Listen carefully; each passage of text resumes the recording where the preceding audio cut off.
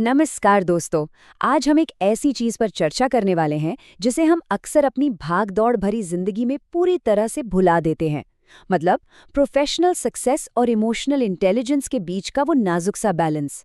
तो बिना किसी देरी के चलिए सीधे इस मुद्दे पर आते हैं। एक लंबा सांस लीजिए और जरा सोचिए, क्या जरूरत से ज्यादा लॉजिकल या प्रैक्टिकल होना हमारी इंसानियत की कीमत वसूल कर सकता है ना? बहुत गहरा सवाल। आज हम एक बहुत ही दिलचस्प सच्ची कहानी और कुछ अहम तथ्यों के जरिए इसका जवाब तलाशने की कोशिश करेंगे। तो शुरुआत करते हैं इस कहानी के पहले हिस्से से, यानी सफलता की वो कड़वाहट जहां प्रैक्टिकलिटी की कीमत चुकानी पड़ती है। हमारी कहानी सार्थक नाम के एक शख्स के इर्द गिर्द घूमती है। जरा तसव्वुर कीजिए, ऑफिस का एक कॉरिडोर जहां सार्थक बहुत तेजी से चल रहा है, फोन में पूरी तरह व्यस्त है और आसपास आने जाने वालों पर उसका ध्यान बिल्कुल भी नहीं है।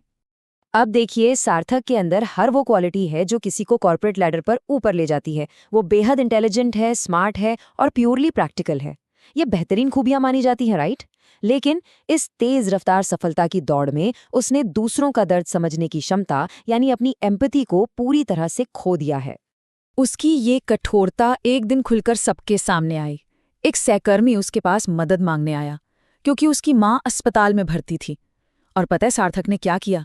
बिना एक पल रुके, बिना उसकी आंखों में देखे, उसने बहुत ही रूखेपन से कहा, सबकी अपनी समस्याएं हैं, अपनी जिंदगी को मेरी जिम्मेदारी मत बनाओ।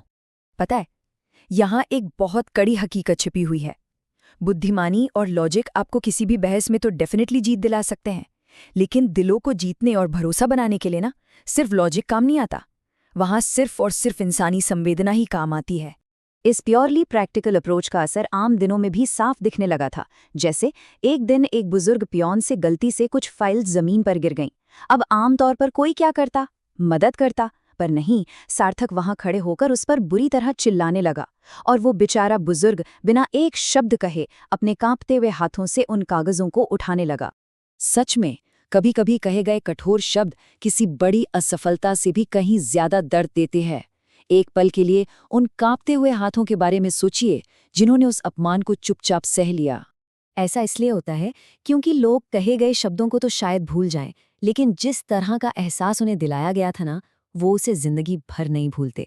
सार्थक के इस रुखेपन ने आसपास के माहौल में एक ऐसी कड़वाहट भर दी थी जिसे मिटाना आसानी से नामुमकिन था। पर चलिए अब आते हैं इस चर्चा के अगले हिस्से पर, जहां हालात बदलते हैं। यहाँ से कहानी में एक बहुत बड़ा मोड़ आता है।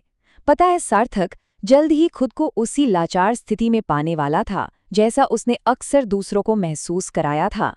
जरा इस चक्कर पर ध्यान दीजिए कि कर्मा आखिर कितनी तेजी से काम करता है।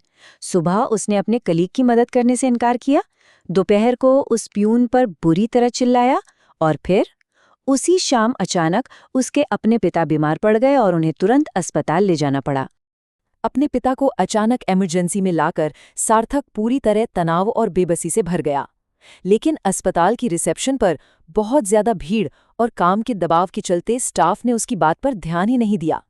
जिंदगी में शायद पहली बार सार्थक को लगा कि उसकी आवाज की कोई वैल्यू नहीं है। उसे बिल्कुल वही अनदेखापन झेलना पड़ रहा था जो वो कल तक दूसरों के साथ कर रहा था। उस घोर बेबसी में सार्थक के मुंह से बस एक ही बात निकली, कोई मेरी स्थिति क्यों नहीं समझ रहा है। ये वही एग्जैक्ट मोमेंट था दोस्तों, जब उसकी मशीन जैसी उस लॉजिकल दुनिया की मजबूत दीवार एक असली इंसानी दर्द के वजन के आगे टूटने लगी थी। एम्पैथी यानी सहानुभूति आखिर है क्या? ये वो दर्द है जिसे हम अक्सर दूसरों में अनदेखा कर देते हैं, जो वापस आकर हमें एक सबक सिखाता है। जिंदगी ना अक्सर हमारी सबसे बड़ी कमजोरी का इस्तेमाल करके ही हमें सिंपैथी और कंपैशन का असली मतलब सिखाती है। खैर, आगे बढ़ते हैं तीसरे हिस्से की तरफ। एक अंधेरी रात के बाद अगली सुबह ऑफिस में एक ऐसी घटना हुई जिसने ना सिर्फ इस कहानी को बल्कि सार्थक को पूरी तरह से बदल कर रख दिया।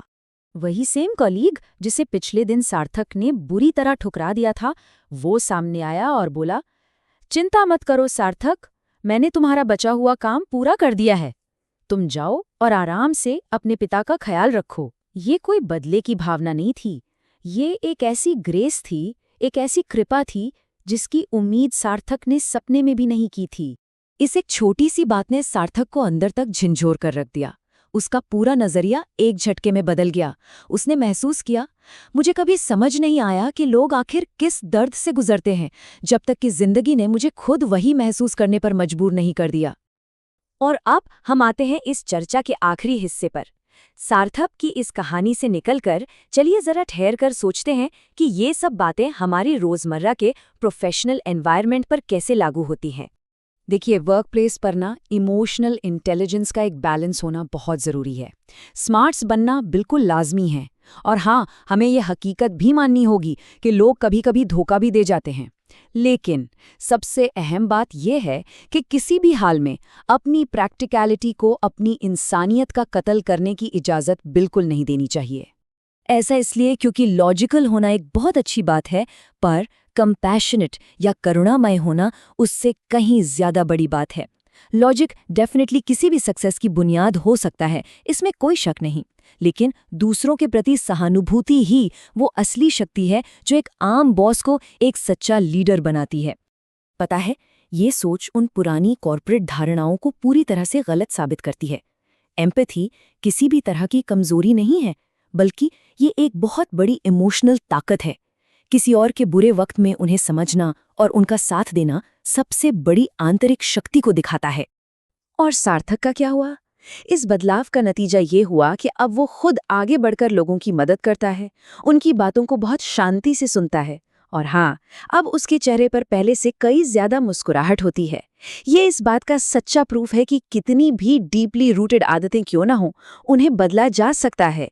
एक सच्चा बदलाव हमेशा संभव है। तो इस पूरी चर्चा से सबसे बड़ी सीख क्या मिलती है? यही कि हमें कभी नहीं मालूम होता कि सामने वाला व्यक्ति अकेले में किस बड़ी परेशानी या लड़ाई से गुजर रहा है। इसलिए किसी भी तनाव भरे माहौल में गुस्से या रूखेपन से रिएक्ट करने से पहले थोड़ा सा ठहरें, सोचें और हमेशा एम्पैथी को चुनें। तो असली सफलता आखिर है क्या? एक तरफ देखें तो सिर्फ पैसा कमाना है, जिसे आमतौर पर सक्सेस माना जाता है।